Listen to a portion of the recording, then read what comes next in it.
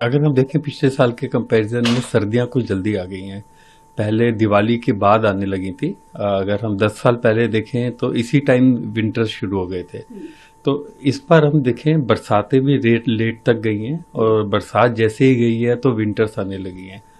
शायद विंटर्स के जल्दी आने से पोल्यूशन बढ़ने लगा है, क्योंकि विंटर्स से जो एयर होती है वो कोल्ड हो जाती है, नीचे सेटल हो जाती है, डस्ट भी नीचे सेटल हो जाता है, तो it has impacted the children, काफी हद तक इम्पैक्ट कर रहा है ये। लगभग कितने पेशेंट सर आप बच्चे देखेंगे मतलब रेस्पिरेटरी? मैं आपको बोलूंगा कि अगर हम कंपेयर करें पिछले एक महीना और इस महीने, ऑलमोस्ट 3 टाइम्स पेशेंट्स आ रहे हैं।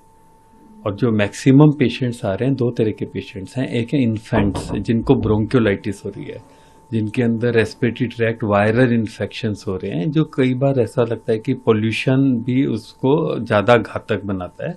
और दूसरे जो मैक्सिमम पेशेंट्स आ रहे हैं, जो already they are suffering from asthma, जिनके अंदर एस्थमा है, एलर्जी है, ऑलरेडी रेस्पिरेटरी डिजीजेज हैं, उनकी जो डिजीजेज है वर्सन कर गई हैं पहले से मुकाबले। मीन्स अगर हम जितने पेशेंट जून जुलाई में बिल्कुल सेटल्ड थे, जिनके एस्थमा के जो इनहेलर से ऑलमोस्ट बंद हो गए थे, हमें रीस्टार्ट करने पड़े हैं।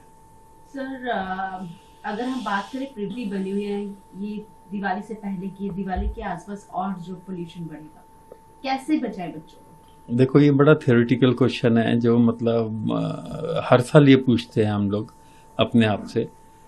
तो इसमें मैं हमेशा कहता हूँ कि एज एन इंडिविजुअल हम क्या कर सकते हैं। एज ए गवर्नमेंट मेरे को तो लगता है बड़ी होपलेस सी सिचुएशन है। स्टेट और सेंटर में लड़ाई होती रहती है, क्या वो हमारे लिए करेंगे? तो वो तो एक बहुत बड़ा डाउट है। अगर हम इस समय स्टेट की बात करें, दिल्ली स्टेट की, तो हर सड़क खुद ही पड़ी है। मैं तो कहूँगा कि गड्ढे ज़्यादा हैं, सड़क कम है। उसी का इतना धूल है, उसी की इतनी धूल है। अगर हम उसी को प्रिवेंट कर लें, कुछ चीज़ें हैं जो हम नहीं प्रिवेंट कर पाएंगे, जैसे पराली हो गई। कितना भी कोशिश कर लें, पराली का धुआं तो आएगा ही। कितना भी कोशिश कर लें, हम जो ट्रैफिक है उसका पोल्यूशन आएगा ही।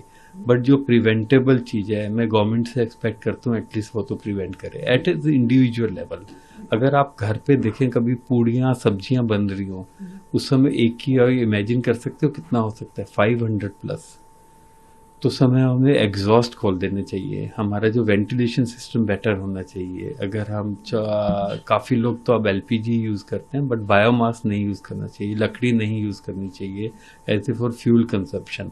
और जो मेजर प्रॉब्लम देखिए, आप देखोगे आमतौर पे लेडीज़ जो होती है ना, अपने छोटे बच्चे को गोद में लेके या पीछे बांध के काम करती है, उनकी मजबूरी है, मैं समझता हूँ। लेकिन छोटे बच्चे सबसे ज़्यादा वल्नरेबल होते हैं। क्यों वल्नरेबल होते हैं? उनका रेस्पिरेटरी रेट हाइट बहुत फास्ट होता है, उनका जो मेटाबॉलिक रिक्वायरमेंट बहुत हाई होता है। जो वो एयर इम्बाइब करते हैं, उसके साथ जो पोल्यूशन अंदर लेके जाते हैं, वो पूरे बॉडी सिस्टम को अफेक्ट करता है। They have got immature lungs, immature brain, immature heart. ना केवल लंग्स को प्रभावित करता है, उनके cognitive function, developmental delay, autism, means ये सारी फंक्शंस उनकी अफेक्ट होती है। तो मेरा ऐसा मानना है, एज एन इंडिविजुअल लेवल पे हम अपने घरों में 3 काम कर सकते हैं। बायोमास ना यूज़ करें, बच्चों को किचन में ना लेके जाएं।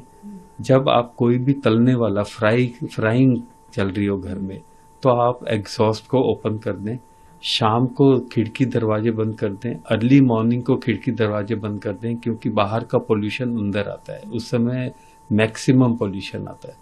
और थर्डली, कोशिश करें, अवॉइड करें exercises, outdoor exercises, specially morning hours में, क्योंकि जितना आप एक्सरसाइज करेंगे उतना फास्ट रेस्पिरेटरी रेट होगा। फास्ट रेस्पिरेटरी रेट होगा तो आप ज़्यादा इंजेस्ट करेंगे, इनहेल करेंगे पॉल्यूटेड।